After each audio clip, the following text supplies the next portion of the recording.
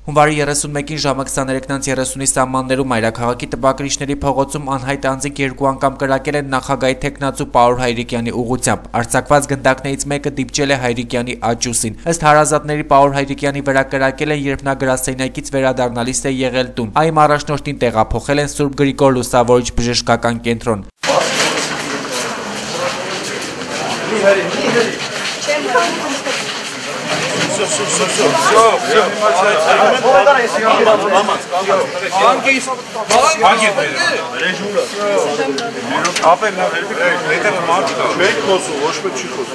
Բժշկական կենտրոնի փոխտնօրեն Գագիկ Մանուկյանը լրագրողների հետ զրույցում նշեց, որ Պաուլ Հայրիկյանի առողջական վիճակը գնահատվում է միջին ծանրության, կյանքին վտանգ չի սպառնում։ Կատարվել է կապե քննություն,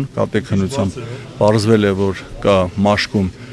հրազենային վնասվածք, առանց թոքի վնասումով, հիվանդի վիճակը միջին ծանրության, գիտակցությունն առկա է, հեմոդինամիկան կայուն, կմնա մեր բաժանմունքում հսկողության տակ։ Դեպքից անմիջապես հետո բժշկական կենտրոն ժամանեցին Հայաստանի Հանրապետության բարձրաստիճան մի շարք պաշտոնյաներ, ովքեր նախ տեսակցեցին այմ առաջնորդին, ապա պատասխանելով լրագրողների հարցերին նշեցին, որ խստորեն դատապարտում են այս հանցագործությունը, հայտնելով, որ սա հարված էր առաջին հերթին մեր պետականությանը։ Մեր այն հարցին, թե կան արդյոք կասկածյալներ, Հայաստանի Հանրապետության ոստիկանապետ Վլադիմիր Գասպարյանը պատասխանեց. Միշտ վարկածներ լինում են, բոլոր վարկածները առաջ կքաշվեն, բոլոր ուղղություններով մանրակրկիտ աշխատանք կլինի։ Բոլոր անհրաժեշտ միջոցները ձեռնարկվում են,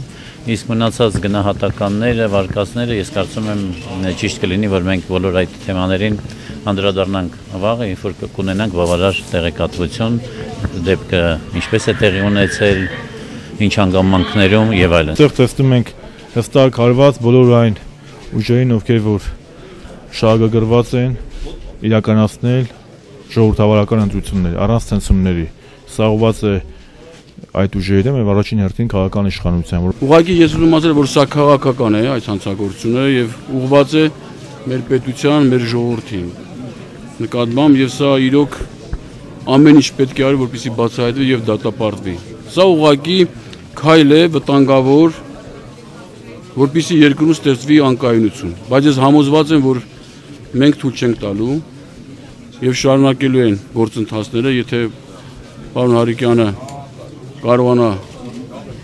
շարունակել քարոզարշավ, ապա ընտրությունները կգնան նորմալ իրենցունով, եթե խոչընդոտ լինի առողջության հետ կապված, ուրեմն 2 շաբաթով կհետաձգի, դա օրենքի կետն է։ Մինչդեռ Պաուլ Հայրիկյանի հարազատներն ու կուսակից ընկերները պնդում են, որ սա ծրագրավորված մահափորձ էր եւ որ այս կերպ փորձում են լրացնել նախագահի թեկնածուին։ Ապա վերակենդանացման բաժանմունքի մոտ հավաքված Հայրիկյանի հարազատների եւ կարմիր բերետավորների միջև սկսվեց լեզվակռիվ։ Կարմիր բերետավորները թույլ չէին տալիս, որպեսզի այմ առաջնորդի հարազատները ներս մտնեին եւ տեսակցեին նրան։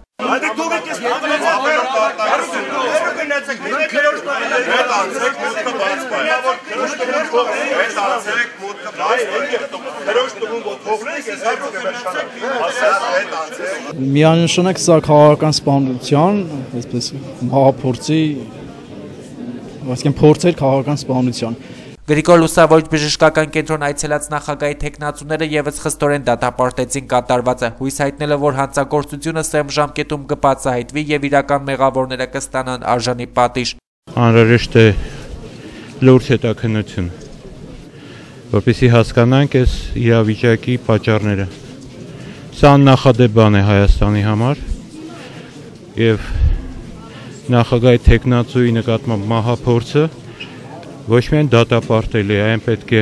բացահայտվի եւ պատժվի։ Նշենք, որ այմ առաջնորդ Պաուլ Հայրիկյանի դեմ իրականացված մահափորձի փաստով հարուցվել է քրեական գործ Հայաստանի Հանրապետության քրեական օրենսգրքի 34-305 հոդվածի հատկանիշներով։ Այն է պետական հասարակական գործի սպանության փորձ։ Ստեղծվել է համատեղ օպերատիվ քննչական խումբ, որում ընդգրկվել են ոստիկանության եւ ազգային անվտանգության ծառայության աշխատակիցներ։ Նախաքննությունն իրականացնում է ազգային անվտանգության ծառայությունը։